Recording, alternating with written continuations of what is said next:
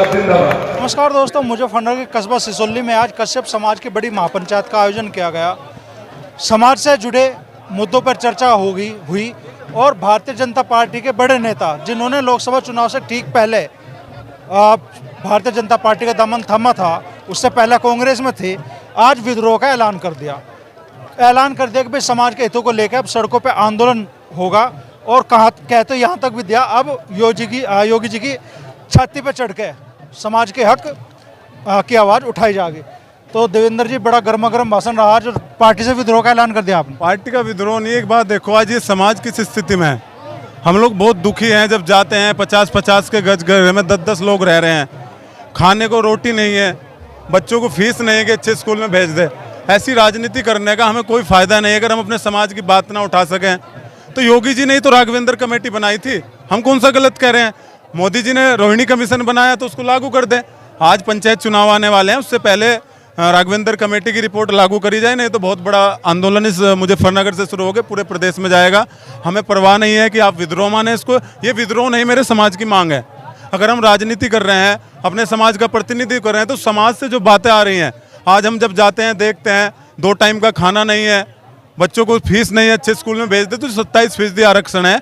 योगी जी ने उसको 3 हिस्सों में बांटा, जाट, गुज्जर, यादव, कुर्मी को 7%, पाल, प्रजापति, सैनी, कुम्हार, लोधी को 11% और निषाद, बिंद, कश्यप, कुम्हार, धीवर को 9%। तो 9% वाली कैटेगरी हमारी लागू कर दे, तब उसको लेकर आंदोलन होगा।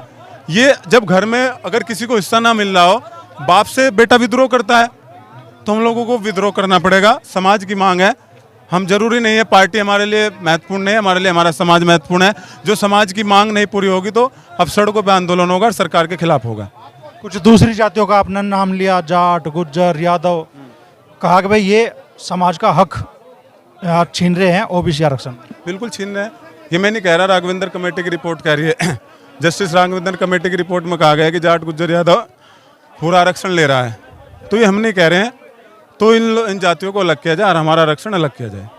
आपने कहा भले ही भाजपा में हो, लेकिन सरकार के खिलाफ अब आंदोलन होगा सड़क पर। जब नहीं मिलेगा तो होगा, सरकार के खिलाफ होगा, योगी जी के खिलाफ होगा, क्योंकि कमेटी उन्होंने बनाई थी। सीधी बात है, और जल्दी होगा, घोषणा कर दी जाएगी। 14 के लोकसभा चुनाव से ठीक पहले आपने भारतीय जनता पार्टी ज्वाइन की थी कांग्रेस को छोड़ के, तो 1.5 साल में मतलब क्या समझ में आया आपकी? इसलिए की थी कि शायद हमारे समाज को हिस्सा मिल जाएगा, लेकिन हमारे हिस्से की लड़ाई है, उसमें कोई विद्रोह नहीं है। सरकार हमारा दे दे, यही मांग है और कुछ नहीं। नहीं दे रही तो सड़कों पे निकलेंगे, 2027 में जवाब देंगे।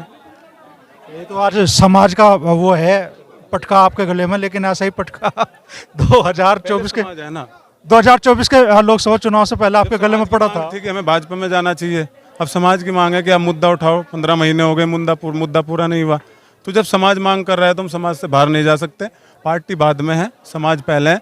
अगर समाज कह रहा है हमें मुद्दा उठाने को, तो हम पार्टी बाद की चीज़ है, पहले हम समाज के मुद्दे उठाएंगे। उस समय समाज ने कहा था बीजेपी, तो हम समाज में थे। अब समाज कह रहा है कि आंदोलन करो, तो हम आंदोलन करेंगे। हम समाज के हिसाब से चलेंगे, अपने हिसाब से नहीं चलेंगे।